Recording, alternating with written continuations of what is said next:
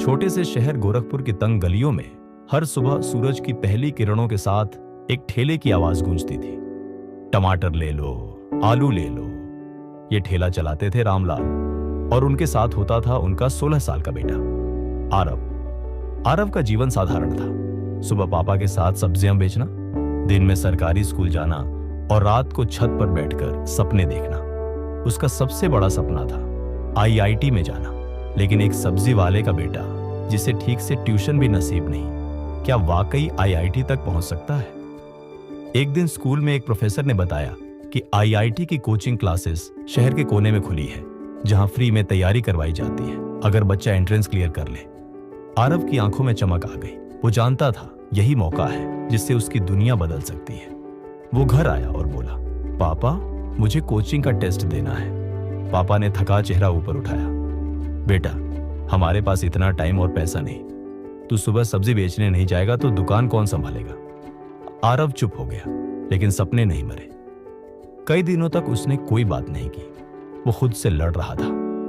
क्या वाकई उसके जैसे किसी के लिए बड़ा सपना देखना सही है? उसे लगता था सपने अमीरों के होते हैं, गरीबों को तो बस गुजारा करना होता है। एक रात जब बिजली नहीं थी और पूरा मोहल्ला अंधेरे में था, आरव छत पर लेटा आसमान देख रहा था। उसने मन ही मन कहा, अगर चांद सबके लिए है तो सपने भी सबके हो सकते हैं। अगले दिन स्कूल में नई मैथ्स टीचर आई, अनुष्का मैम। उन्होंने आरव की कॉपी देखकर कहा, तुम्हारा कॉन्सेप्ट बहुत क्लियर है। क्या तुमने कोचिंग के लिए अप्लाई किया?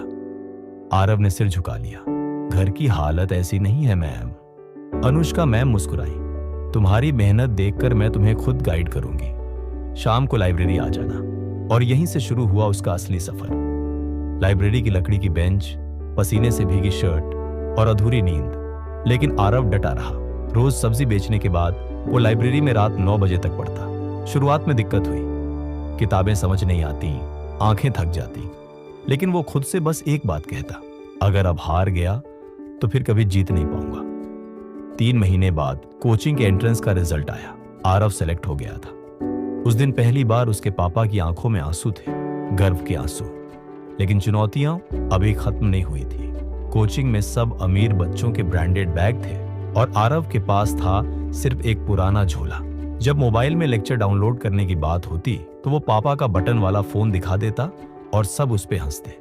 कई बार खुद को दूसरों से छोटा समझने लगा। लेकिन अनुष्का मैम हमेशा कहती, तुम्हारी कहानी बाकी सबसे अलग है, इसलिए तुम जीतोगे। रात को नींद में भी सवाल हल करता था और सुबह फिर सब्जी की दुकान पर लग जाता। कुछ दिनों बाद आईआईटी जेईई का दिन आया। आरव ने कांपते हाथों से पेन उठाया। उसने खुद से कहा, मैं किसी से कम नहीं।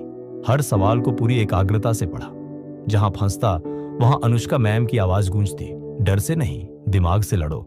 यही सोचकर वो आगे बढ़ता गया। परीक्षा देकर बाहर आया तो चेहरे पर संतोष था। रिजल्ट वाले दिन पूरे मोहल्ले की सांसें थमी थी। और फिर मोबाइल पर मैसेज आया, ऑल इंडिया रैंक 432। पापा की आंखों में आंसू थे। उन्होंने आरव को गले लगाकर कहा, बेटा तूने हमारा नाम रोशन कर दिया। आरव को आईआईटी बॉम्बे में एडमिशन मिला। पहली बार हवाई जहाज में बैठा और जब क्लास में प्रोफेसर ने पूछा कौन कौन टॉप 500 से है तो उसने गर्व से हाथ उठाया। वहां वो उन बच्चों के साथ बैठा जिनके पास दुनिया की हर सुविधा थी, लेकिन उसके पास था जज्बा, संघर्ष और सपने। 4 साल बाद आरव ने एक नामी टेक कंपनी में नौकरी पा ली। लेकिन उसने फैसला किया वो गोरखपुर लौटेगा। वहीं एक कोचिंग खोलकर उन बच्चों को पढ़ाएगा जिनके पास साधन नहीं पर सपना है। अब वो आरव नहीं, आरव सर बन चुका था। उसके पास महंगी गाड़ी थी, लेकिन वो अब भी सब्जी वालों के बच्चों को गले लगाता, क्योंकि वो जानता था कि सपनों की कोई जात, हैसियत या रेट नहीं होती। हर नए बैच में वो एक बात जरूर कहता, मैं ठेले वाले का बेटा हूं। अगर मैं कर सकता हूं तो तुम भी कर सकते हो, बस कभी हार मत मानना।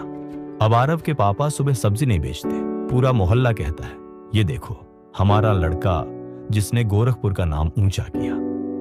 आरव की कहानी इंटरनेट पर वायरल हो गई, the boy who never gave up. Moral, कभी हार मत मानो।